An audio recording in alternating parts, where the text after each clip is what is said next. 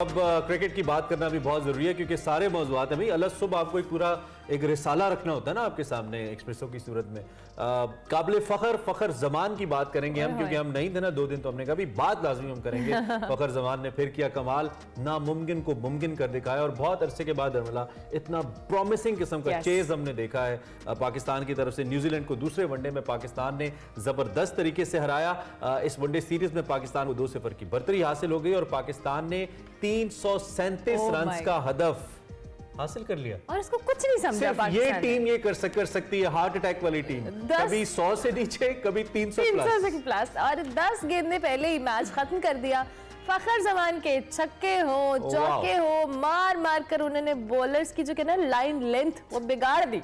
6 छक्के 17 चौके मार के 144 गेंदों पर 180 रन की नाकाबिले शिकस्त इनिंग्स खेली और फखर जमान की मुसलसल दूसरी सेंचुरी है। बाबर आजम भी 101 हाँ जी, और बाबर आजम ने भी उनका भरपूर साथ दिया। 65 रन बनाए। मोहम्मद रिजवान ने भी 50 स्कोर किया। यानी पाकिस्तानी टीम बड़ी अनएक्सपेक्टेड है और इस अनएक्सपेक्टेड होने का अंदाजा आप इसी मैच से लगा लें। और इसके साथ साथ जी हम जाहिर है न्यूजीलैंड के हवाले से बात कर रहे हैं तो अब्दुल माजिद अमान साहब हमारे साथ मौजूद हैं, सीनियर स्पोर्ट्स भट्टी साहब हमारे साथ मौजूद हैं और सीनियर तज्जियाकार हैं, बड़े जबरदस्त तज्जिए देते हैं। अब्दुल माजिद साहब बहुत शुक्रिया, thank you very much for joining us. ये जो मैच, और सबसे पहले फखर जमान की बात करते हैं। पिछले कुछ अरसे में वो उस तरह से परफॉर्म नहीं कर पा रहे थे, लोग उन पर बहुत ज्यादा तनकीद भी कर रहे थे, लेकिन इन मैचेस के अंदर उन्होंने प्रूव किया है कि वो गेम के अंदर अभी भी स्टिल ही एग्जिस्ट और बड़ा अच्छा परफॉर्म कर सकते हैं वो। जी उर्मिला और इमरान, आपको भी सुबह खैर। और देखें, सुबह सुबह मौसम की भी आपने बात की, मौसीकी की भी बात की, लेकिन क्रिकेट जितनी अच्छी परफॉर्मेंस ईद के बाद पाकिस्तान क्रिकेट टीम की रही, लेकिन हमारी सियासत में इतनी गर्मा गर्मी रही कि ये सारी फखर जमान की जो परफॉर्मेंस थी वो ओवरशैडो हो गई। जितनी मेरे ख्याल में मीडिया में कवरेज मिलनी चाहिए थी फखर जमान को, उतनी मिल नहीं सकी। बल्कि आपने 2 सेंचुरियों की बात की, ये तीसरी मुसलसल सेंचुरी थी। जो आखिरी वनडे था न्यूजीलैंड का जनवरी में, उसको भी आप शामिल कर लें तो 3 मैचों में 3 सेंचुरियां, तो मतलब बड़ी जबरदस्त परफॉर्मेंस। और अगर आप पाकिस्तान की 5 बड़ी वनडे इनिंग्स देखें, फखर जमान की एक डबल सेंचुरी भी है, एक 190 प्लस की इनिंग्स भी है, 180 उन्होंने परसों बनाया, 163 की भी एक इनिंग्स है। तो 5 में से 4 बड़ी इनिंग्स वनडे क्रिकेट में फखर जमान ने खेली है। एक सईद अनवर की 196 की इनिंग्स है, तो बहुत अच्छी फॉर्म में है। बाबर आजम बड़ा अच्छा कर रहे हैं, मोहम्मद रिजवान बड़ी अच्छी बैटिंग कर रहे हैं, फिर इमामुल हक परफॉर्म कर रहे हैं। तो हमारे टॉप 4 तो देखें औसम है, बड़े जबरदस्त उनकी परफॉर्मेंस है। लेकिन अब थोड़ा सा हमें, क्योंकि हम वर्ल्ड कप की तैयारी कर रहे हैं, अक्टूबर में आपको पता है कि इंडिया में वर्ल्ड कप होना है, वहां भी बैटिंग फ्रेंडली पिचेस होती है, लेकिन इंडिया, मेरा नहीं ख्याल अगर हम इंडिया जाते हैं तो पाकिस्तान को बैटिंग फ्रेंडली पिचेस देगा। तो हमें अपने जो बाकी 5वें 6ठे 7वें नंबर के जो बैट्समैन हैं उनको भी अब अगले मैचेस में कर भी तो स्ट्रेंथ बैटिंग ही है, तो आई बिलीव बैटिंग विकेट्स होंगी वहां पे, मुझे लगता है इंडिया की। इमरान साहब वो अपने मैचेस में तो यकीनी तौर पर बैटिंग पिचेस बनाएंगे, लेकिन पाकिस्तान के मैचेस में वो यकीनी तौर पर कुछ ऐसे पिचेस बनाएंगे कि जहां पाकिस्तान की टीम से। और अब्दुल माजिद भट्टी साहब वो कहते हैं ना, जो शिकस्त होती है वो यतीम का कोई बाप नहीं होता, और जो फतह होती है वो सारे ही उसको ऑन करते हैं कि मेरी वजह से हुई है। दो की हमारी बैटिंग ने अल्हम्दुलिल्लाह बैटिंग ने परफॉर्म किया है, ये बहुत अच्छी बात है। लेकिन दूसरी जानिब हमारे बॉलर्स ने 337 रन बनवा दिए। मैं तो सबसे पहले इस टोटल को देखे तो शुक्र अल्हम्दुलिल्लाह हमने चेज कर लिया, वरना ये हमारे शाहीन, हमारे जो स्टार बॉलर्स हैं, इनकी मौजूदगी में जैसे हारिस वहां पे मौजूद थे, इतना बड़ा टारगेट मौजूद बन गया। तो ये हमारे जो स्टार बॉलर्स की मौजूदगी में एक अगर उसमें से नहीं भी खेल रहा तो इतना बड़ा टारगेट बनवा देना, आप इसको कैसे देखते हैं? देखिए, ये तो एक अलार्मिंग सिचुएशन है कि हम कहते हैं कि हमारी बॉलिंग दुनिया की बेस्ट बॉलिंग है। शाहीन पिछला मैच नहीं खेले थे जिसमें 336 रन बने और 337 का टारगेट पाकिस्तान को मिला। शादाब खान भी वो मैच नहीं खेले थे, लेकिन 336 रन बन जाना कोई अच्छा साइन नहीं है। फिर जहां फखर जमान की हम तारीफ कर रहे हैं, तो वहां हमें न्यूजीलैंड की भी तारीफ करनी होगी, जिन्होंने 2 फखर जमान के सीधे सीधे कैचेस ड्रॉप किए, मोहम्मद रिजवान का एक रनआउट उन्होंने मिस किया। तो न्यूजीलैंड की टीम नॉर्मली फील्डिंग में तो आपको पता है कि दुनिया की one of the best fielding side है, लेकिन शायद पाकिस्तान का परसों अच्छा दिन था, हमें चांसेस मिलते रहे, हमने 337 रन का टारगेट अबूर कर लिया, लेकिन हमारी बॉलिंग पर हमें काम करने की जरूरत है। अब बार बार हमारे जो फॉर्मर क्रिकेटर्स से कहते थे कि एहसानुल्लाह को नहीं खिला रहे, जब एहसानुल्लाह को वनडे डेब्यू करवाया गया तो एहसानुल्लाह को दिल भर के मार पड़ी। तो मेरे ख्याल में मोहम्मद वसीम जूनियर जो है वो भी बेंच पे बैठे हैं। तो वर्ल्ड कप से पहले 3 मैचेस तो इस सीरीज के हैं, शायद 5 या 6 एशिया कप के मैचेस हैं,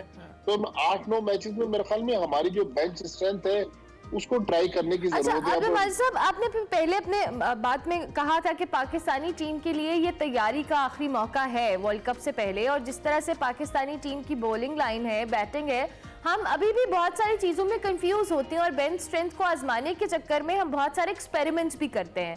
आपको लगता है कि इतने बड़े 2 इवेंट्स, एशिया कप हो, वर्ल्ड कप हो, इससे पहले इस तरह के एक्सपेरिमेंट्स करना आप जस्टिफाई होगा? क्योंकि ऑलरेडी अगर टीम एक खेल रही है, उसके अंदर उनका एक फ्लो बनता है, एक मोमेंटम बनता है, उसमें इस तरह के एक्सपेरिमेंट्स की गुंजाइश है हमारे पास? देखिए उर्मिला, क्रिकेट में ये होता है कि चूंकि खेल है, अचानक अगर कोई इंजरी हो जाए और एकदम से बाहर से प्लेयर लाने से बेहतर है कि आप यहाँ पर, चूंकि होम सीरीज है, आपके पास कंडीशंस भी आइडियल है, तो अगर आप किसी को ट्राई करना चाहते हैं तो आप अपनी बेंच स्ट्रेंथ को मजबूत कर सकते हैं। क्योंकि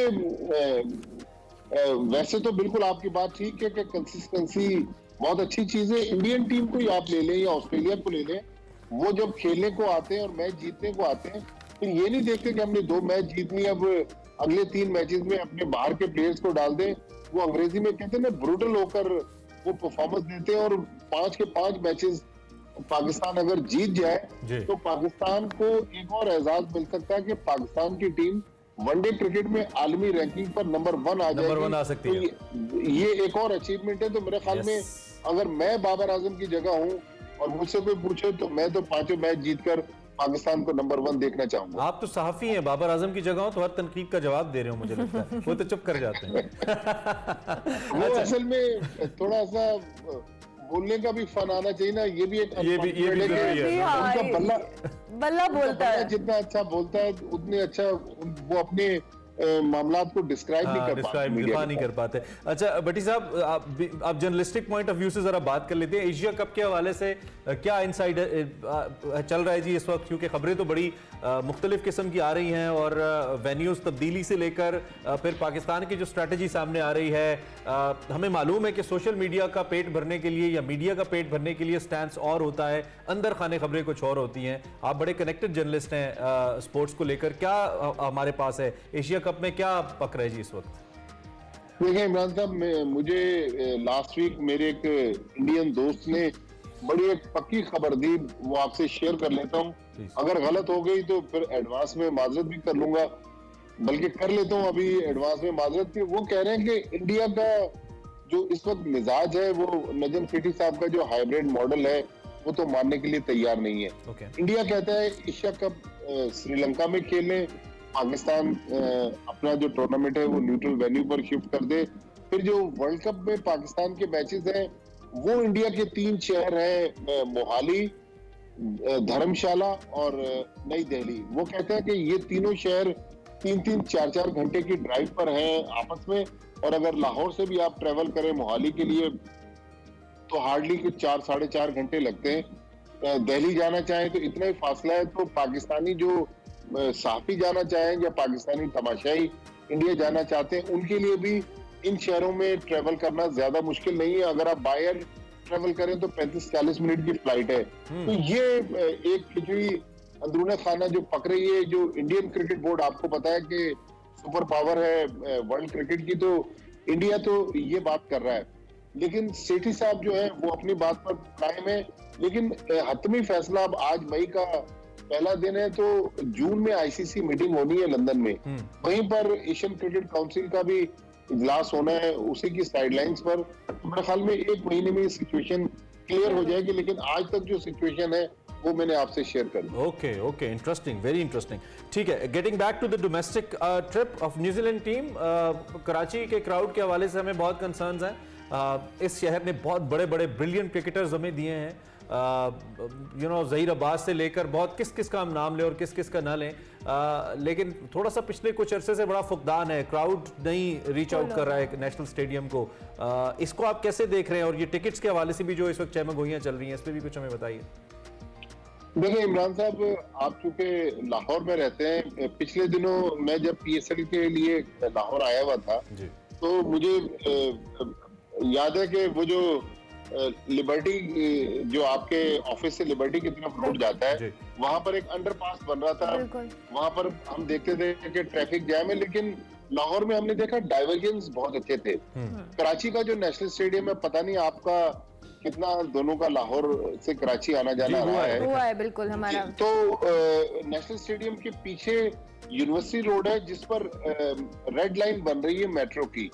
वो एशियन डेवलपमेंट बैंक का प्रोजेक्ट है, शायद कोई माली मामलात का डिस्प्यूट है। पिछले कुछ हफ्तों से तो मैं देख रहा हूँ कि काम रुका हुआ है। शाम के औकात में जब दफ्तरों की छुट्टी होती है और हजारों लोग, बल्कि हजारों लोग तो कहना कम है, करोड़ों लोग शहर से अपने घरों को जाने की कोशिश करते हैं, तो उस यूनिवर्सिटी रोड पे जब ट्रैफिक जैम होता है, शारा फैसल पर भी उसका प्रेशर बढ़ता है, फिर जो नेशनल स्टेडियम पर भी जो इम्पैक्ट पड़ता है, तो उससे इस एरिया में, स्टेडियम में दाखिल होने के लिए आम लोगों को बहुत मुश्किल है। फिर आपको पता है कि महंगाई का इतना मुश्किल दौर है, बहुत सारे फैक्टर्स हो गए। तो अभी लोगों ने ईद रमजान में इतनी महंगी महंगी खरीदारी की, लोगों के पास टिकट सस्ते करने से कोई मदद होगी?